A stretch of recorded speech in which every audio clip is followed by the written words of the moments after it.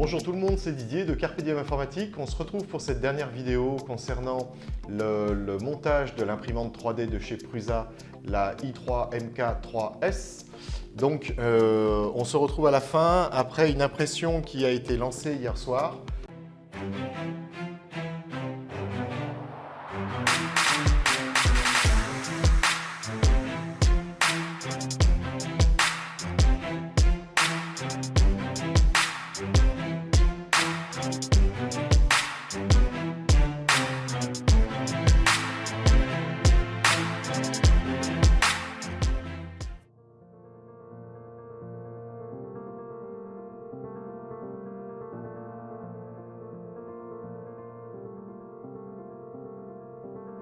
Qui s'est terminé ce matin. Alors déjà, pour commencer, je vous propose de voir ensemble cette impression. Comment déjà on enlève le plateau. Donc j'avoue que ça, c'est plutôt très pratique. Vous la verrez en mieux d'ici quelques instants, mais déjà la voilà sur son plateau.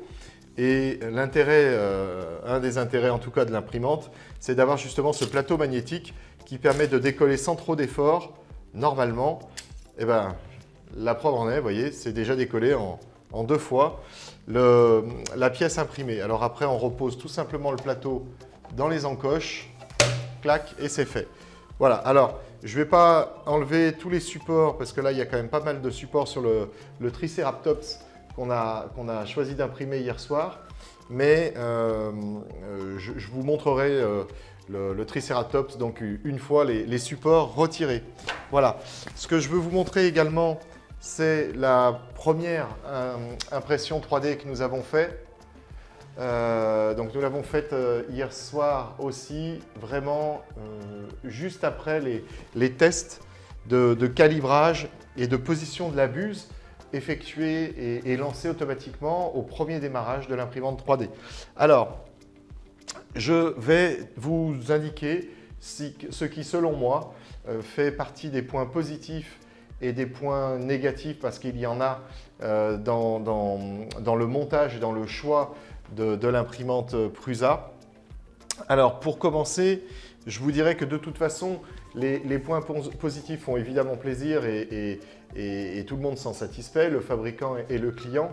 Néanmoins, les points négatifs permettent également normalement de donner aussi des directions pour améliorer encore le produit. Donc ce sont des points négatifs, mais ce n'est pas du tout pour critiquer la marque, car en synthèse, je vous le dirai, je suis très content de mon choix.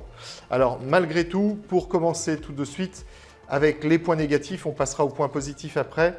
Il y a quelques erreurs dans le manuel. Donc j'imagine que c'est parce qu'il y a une succession de versions d'imprimantes. Certaines versions antérieures devaient se monter d'une façon, d'autres devaient se monter d'une autre façon, et peut-être que certaines photos n'ont tout simplement pas été reprises.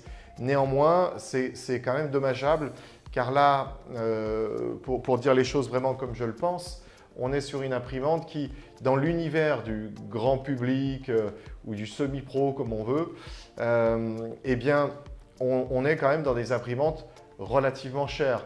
Les Prusa, donc en l'occurrence celle-ci, nous on l'a payé aux alentours de 650 €, et parce qu'elle était en kit. Si on l'avait acheté toute montée, on n'aurait donc pas eu le manuel, on l'aurait payé aux alentours de 1000 €. Donc même à 650 et quelques euros, vous avez des imprimantes qui sont somme toute moins bien, c'est pour ça que notre choix s'est porté sur la Prusa, mais coûtent beaucoup moins cher et donc on est plus ou moins en droit d'attendre qu'une imprimante un peu plus chère soit très vigilante, en tout cas le fabricant soit très vigilant au niveau de son manuel à ne pas faire trop d'erreurs. En l'occurrence là, je vais en pointer une qui heureusement a été détectée assez rapidement, et sinon nous aurions sans doute dû redémonter une partie de l'imprimante pour rétablir les choses. Alors cette erreur est en page 11, où on peut voir qu'en montant le châssis, qui est donc vraiment la pièce qui tient tout le reste, on nous propose de mettre, j'espère qu'on le verra ici, 2 petites pattes qui nous permettront très ultérieurement, je vous ai mis un marque-page ici pour vous montrer à quel moment on insère l'alimentation dans ces pattes. Vous voyez, vous avez quand même à ce moment-là passé tout ça en revue. Et là, finalement, eh bien, les petites pattes, on les voit non plus sur le dessus du profilet aluminium, mais en dessous. C'est-à-dire, en fait, enfin en dessous, pardon, sur le côté. Donc, très clairement, si vous avez respecté la page 11, eh bien, forcément, vous arrivez à la page 11 de ce chapitre, hein, le chapitre qui concerne l'assemblage du châssis. Après, on arrive en page 21, mais enfin, on voit bien qu'il y a quelques pages de plus. On arrive en page 21 et là, on monte finalement l'aluminium qui va dessus. Donc, pour tout indiquer, on voit en page 9 que ces petites pattes de fixation sont à fixer sur effectivement le côté du profilet. Mais le problème, c'est que dans la page d'après, on retrouve ces petites pattes sur le dessus. Donc là, très clairement, eh ben, c'est une énorme source d'erreur. Qu'est-ce qu'on fait? On respecte la page 9 ou la page qui vient après pour monter ces petites pattes. Si jamais vous vous trompez, c'est vrai que potentiellement, il faut redémonter tout le cadre, enfin toute la plaque qui est derrière. Potentiellement, même vous n'avez même pas le choix. Il faut donc enlever le moteur, il faut enlever donc la courroie, il faut enlever les tiges qui servent de guide. Bon, vous voyez, le problème est là. Le problème est que vous redémontez toute une partie de l'imprimante pour rattraper l'erreur, car vous ne pouvez pas enlever ces deux petites pattes sans enlever la fameuse plaque derrière pour dégager les pattes et les mettre sur le côté. Voilà, ça c'est une première erreur qui, je dois dire, m'a quand même un petit peu agacé, parce que c'est dès le départ en fait l'erreur. Et là vous dites, waouh, il reste encore une centaine de pages, enfin en tout cas entre 50 et 80, si ça commence comme ça va être chaud.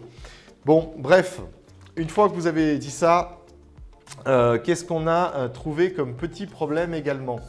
Alors, c'est un problème là d'ordre plus général, c'est que sont fournis différents outils. Alors, je ne sais pas si, voilà, sont fournis ces outils.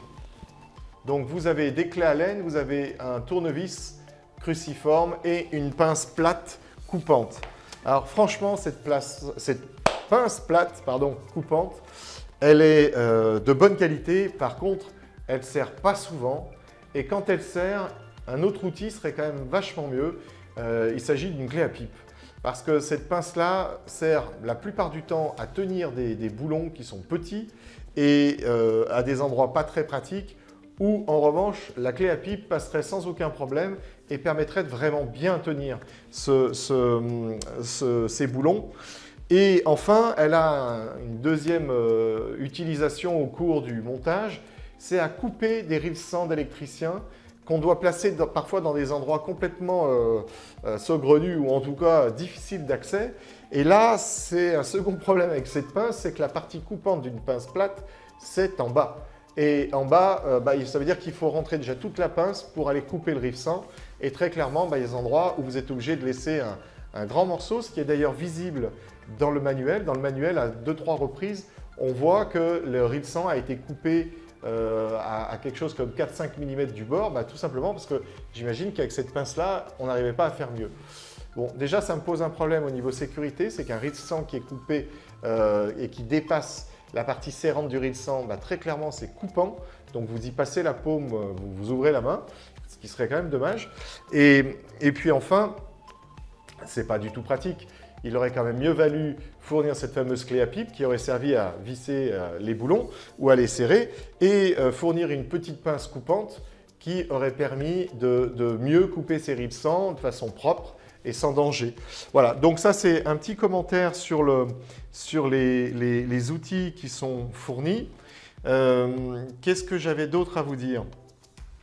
Il y a parfois des photos qui très clairement, quand bien même le manuel en est garni, il y a énormément de photos, il y a un pas à pas qui est très très bon. En revanche, il y a parfois des photos où on n'est pas très sûr de son coup. Je vous conseille largement d'aller sur le site web du fabricant, car là on a la quasi-totalité des photos, même si certaines, je crois, sont manquantes, mais elles ne sont pas importantes. vraiment les photos où il y a un doute, vous les avez en ligne et là, l'avantage, c'est qu'il est même prévu qu'on puisse zoomer dans la photo. Donc, du coup, ça lève tous les doutes possibles et ça, je pense que c'est des remontées tout simplement d'autres clients qui ont fait que ces photos-là ont été mises en avant car clairement, il y a des endroits où c'est un petit peu compliqué. D'ailleurs, à ce sujet, je vais juste vous préciser que je ne regrette pas le choix qui a été fait de l'avoir acheté en kit parce que tout simplement déjà, on ne va pas se le cacher, ça fait 300 et quelques euros d'économie. Seulement, quand Prusa nous indique 4h30, je pense, alors c'est un record, ils disent bien c'est un record, mais je pense que le record a été détenu par un salarié, un technicien de chez Prusa, parce que je ne vois pas comment on peut monter cette imprimante en 4h30. Très honnêtement, je m'estime être plutôt bon bricoleur, mais là on est sur du haut niveau de bricolage. Il y a parfois des moments où vous vous sentez un peu seul, donc là, encore une fois, heureusement, il y a Internet et vous pouvez retrouver des photos qui décrivent bien les situations. D'ailleurs, je précise pour dire que le manuel est entièrement en anglais, ce qui pourrait être bien de l'avoir en français aussi si ce marché-là commence à émerger. Et sur le site web, vous avez et les photos et le manuel en français. Donc, il y a toujours possibilité de s'aider là-dessus. Néanmoins, il y a parfois des degrés de difficulté qui sont assez importantes, c'est d'ailleurs dit, et avec pas mal de passages sur des étapes où il faut vraiment être très attentif, ne pas en rater une, parce que sinon, tout simplement, vous passez au travers et il faut revenir en arrière. Alors, heureusement, cela ne m'est pas arrivé parce que j'ai pris mon temps et j'ai fait en sorte de ne pas avoir à tout redémonter. Mais j'ai quand même eu une petite frayeur. Bon, a priori, c'est sans danger, mais je parlerai juste maintenant des différents écrous qui sont fournis. Alors, il y a des écrous qui sont classiques et il y en a qui sont à tête carrée. Et là, ces écrous à tête carrée, vous devez les insérer plus ou moins de force dans les pièces en plastique qui sont des pièces de ce type-là, qui ont été imprimées par des imprimantes 3D de chez Prusa, donc qui sont de très bonne qualité, si ce n'est que parfois ces trous sont soit trop petits, soit trop grands. Quand ils sont trop petits, je vous dis sincèrement, il y a des moments où je n'arrivais pas à les insérer à la main. Il a fallu que je prenne une pince multiple pour forcer l'insertion de ces écrous carrés, ce qui là quand même... soit il faut fournir la pince multiple, ça peut être une solution, soit très clairement il faut s'arranger pour que ces trous soient un peu plus grands pour qu'on puisse les insérer un petit peu en force pour que ça tienne, mais les insérer sans avoir besoin d'une pince multiple, au risque toujours quand on sert avec une pince multiple de casser la pièce en plastique, ce qui serait en plus dommage. L'autre point concernant cela, c'est la petite frayeur que j'ai eue, à savoir j'ai dans une pièce qui était dans l'extrudeur quelques écrous carrés qui ne tenaient pas, mais pas du tout. C'est-à-dire qu'ils passaient leur temps à tomber. Il s'est trouvé que cette pièce, il fallait la manipuler plusieurs fois. J'avais donc un écrou qui passait son temps à tomber. Celui-ci, j'ai bien veillé à le remettre au moment où je sentais que c'était la dernière fois que je voyais la pièce derrière l'empilage d'autres pièces. Mais un autre écrou est manifestement tombé. Et il est vrai qu'après, j'y ai repensé. Je me suis dit, ah oui, tu avais un écrou sur ta table. Et là, très clairement, cet écrou est tombé de cette pièce.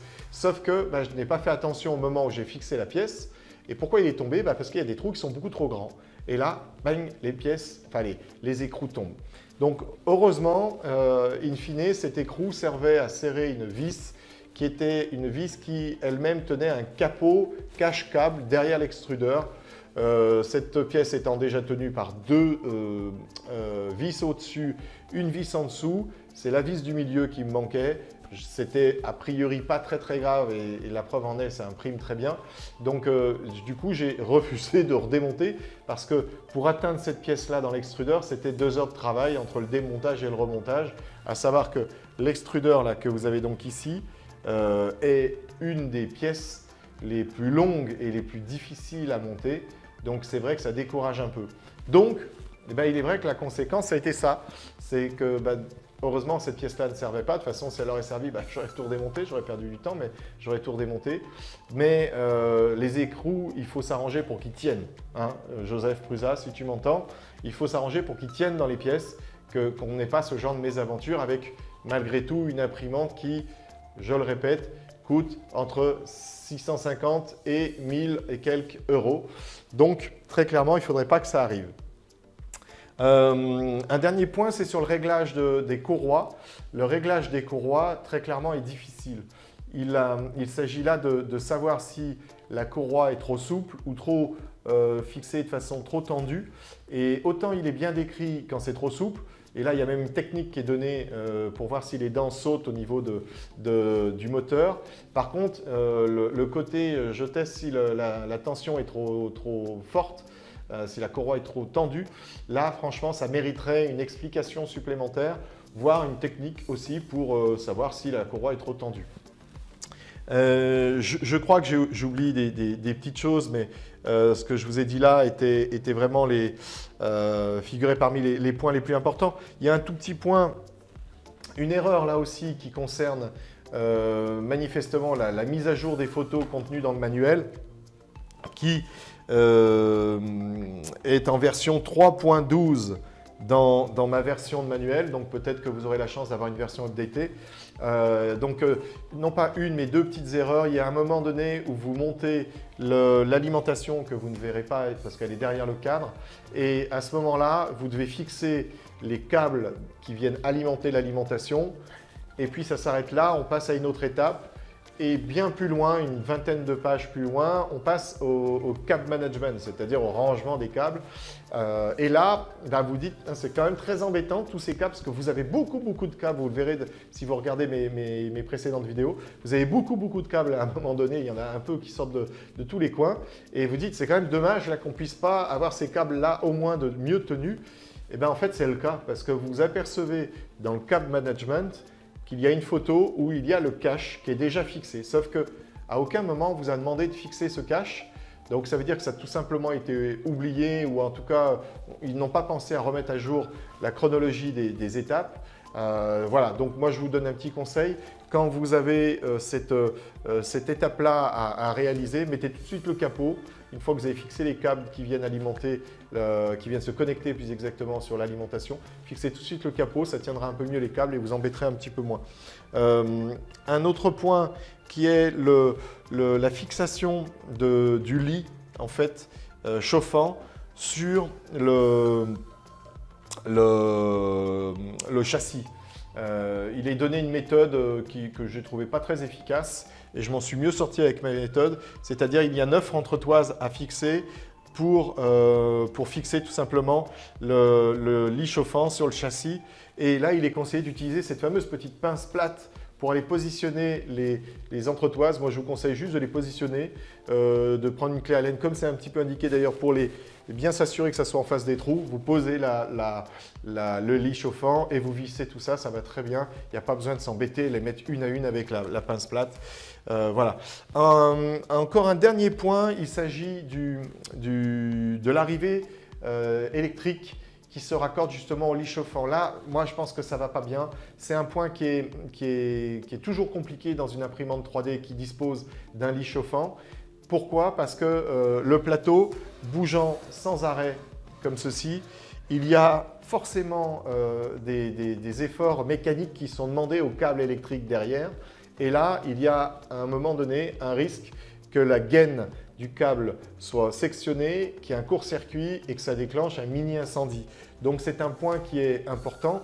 Eh bien, le capot en plastique qui vient accueillir ces câbles demande à serrer et à tordre plus ou moins les deux fils électriques pour arriver à fixer le capot supérieur. Ça ne va pas du tout. C'est vraiment là, c'est trop étroit. Alors soit, je ne sais pas, il faut trouver d'autres protections pour les câbles électriques, soit il faut trouver, réaliser ces capots à une dimension légèrement supérieure, de façon à ce que les câbles soient bien tenus, je conviens bien du fait, mais qu'ils ne soient pas non plus écrasé au moment où on vient fixer le capot supérieur, parce que autour des câbles vous mettez une gaine, tout cela doit rentrer entre les deux capots et là j'espère, je pense avoir veillé à ce que ça ne soit pas pincé, etc.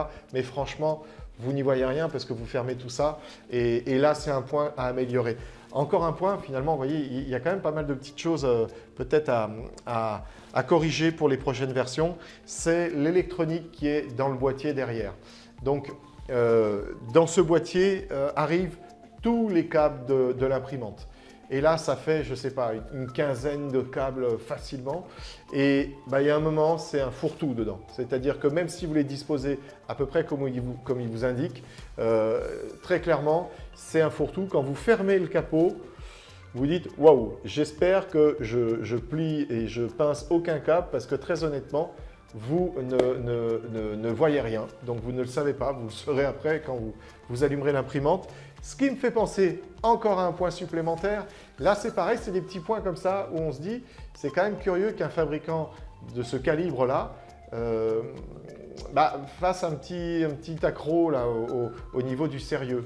Il y a un connecteur qui est le détecteur de filaments de mémoire. C'est-à-dire que ce détecteur-là est raccordé dans l'extrudeur et à un endroit où on détecte la présence ou non d'un filament. Eh bien, il est dit, puis en rouge, en gras, en rouge, en police grosse, faites attention, il faut que ce connecteur soit bien câblé, câblé enfoncé. Ils ont même ajouté manifestement un petit bout de pièce en plastique autour pour qu'il s'insère correctement et qu'il rentre bien droit. Mais là, c'est quand même un truc étrange. C'est que tout en nous disant vraiment plusieurs fois que ce connecteur doit être bien positionné, c'est le connecteur qui n'est pas prévu pour, comment dirais-je, être bloqué dans son support.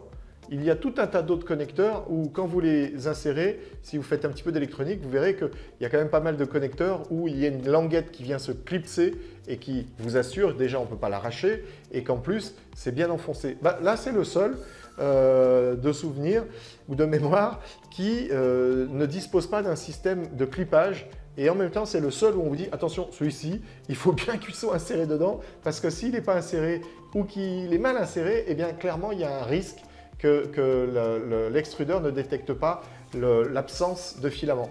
Donc, je vous dirais, mon cher Joseph, s'il y a un risque de cette nature, changez peut-être tout simplement le connecteur, mettez un connecteur avec un clip qui viendrait clipper l'ensemble et faire en sorte qu'on soit sûr d'une part qu'il soit bien mis et qu'il ne se retire pas.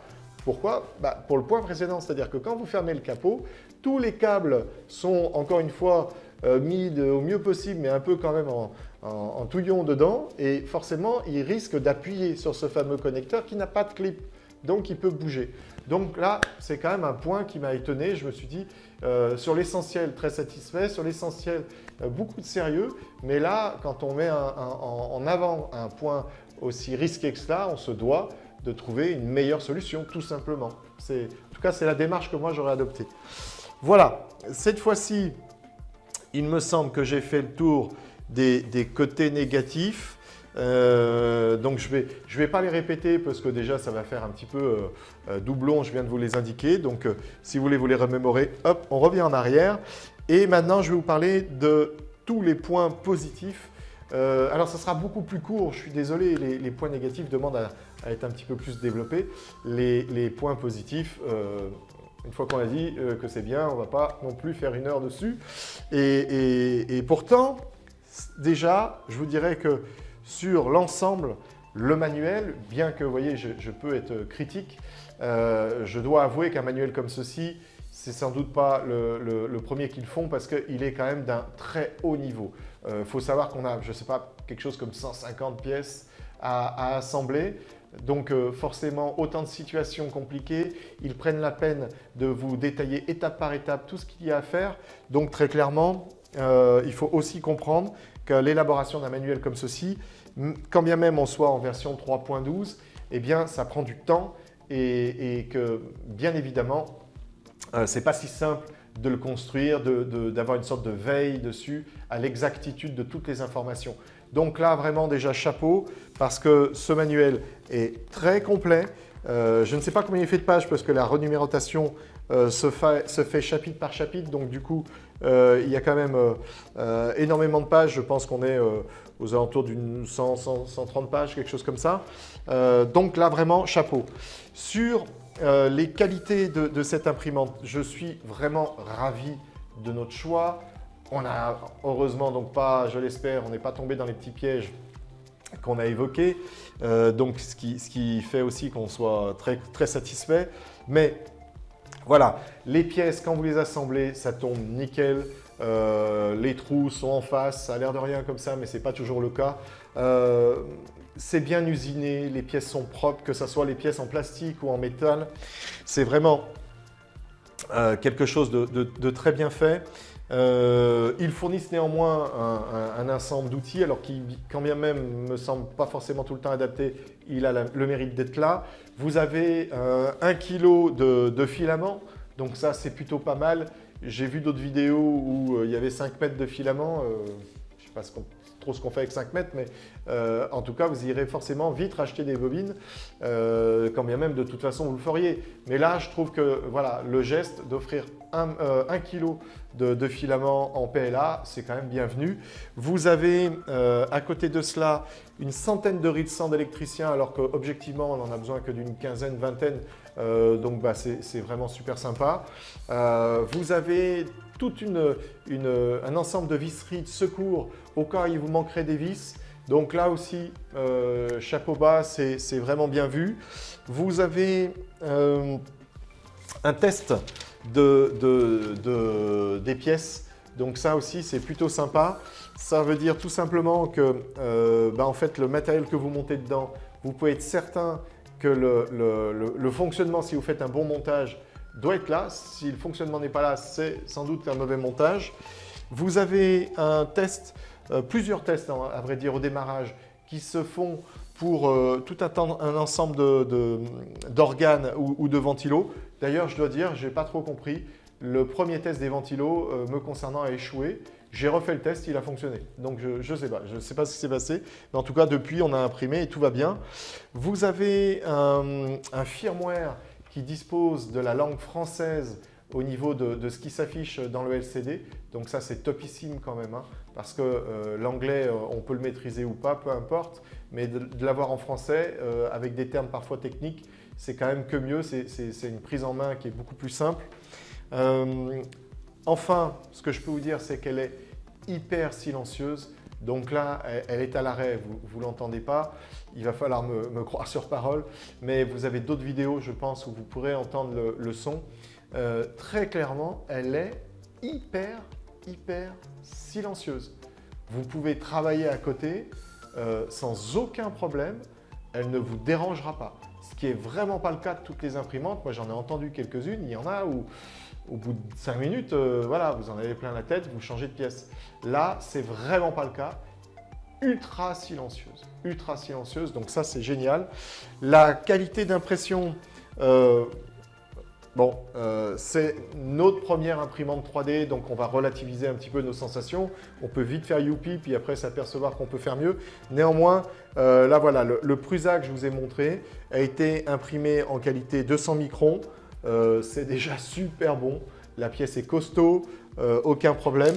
Le Triceratops qui est imprimé ici, je n'ai pas enlevé les supports, mais il me semble vraiment bien réalisé. C'est même l'aspect un peu peau et même bluffant. Donc là, top.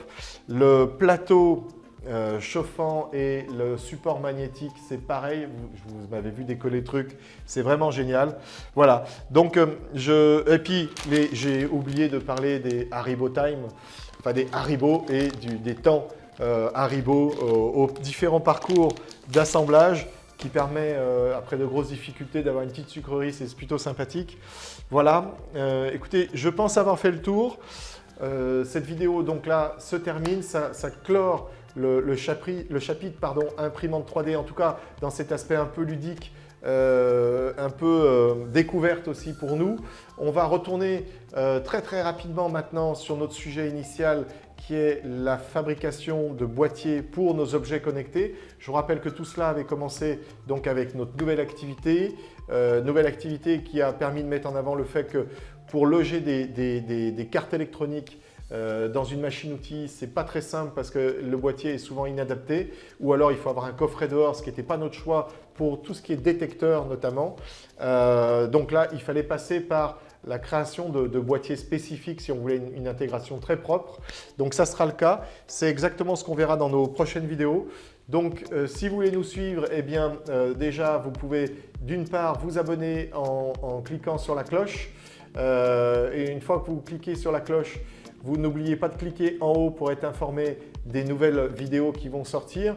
Vous pouvez nous mettre un like, ça fait toujours plaisir. Et puis, écoutez, je vous dis à la prochaine fois. Je vous souhaite une bonne journée, bonne soirée. Ça dépend quand est-ce que vous regarderez cette vidéo. En tous les cas, je vous dis merci et à bientôt. Au revoir.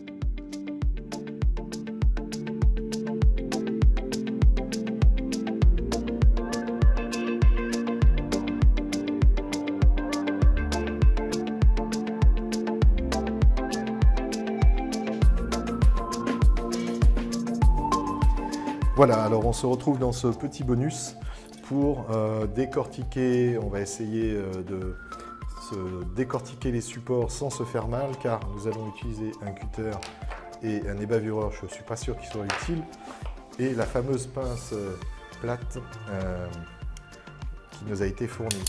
Alors, on y va, on décolle ça sans trop de ménagement.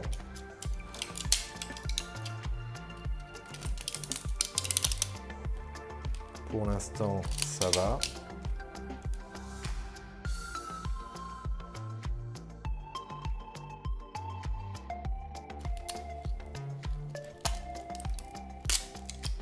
Ah bah, regardez, hop, super, tout est parti d'un bloc. Je n'y croyais pas, mais si. Alors, là, on est plutôt pas mal.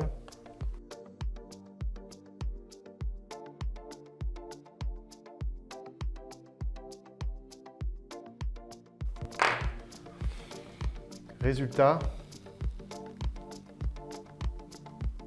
eh bien, moi je trouve ça top. Ah, il manque les petits filaments là, un petit bout de filament, de fil plutôt. Ouais, alors attendez, je vais vous arranger ça encore un peu mieux.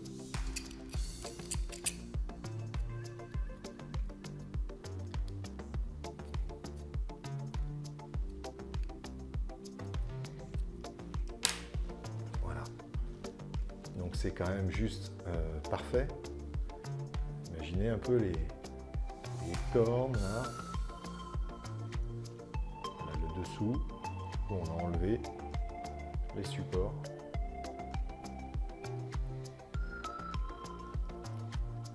Bon, eh bien écoutez, c'est parfait, à bientôt.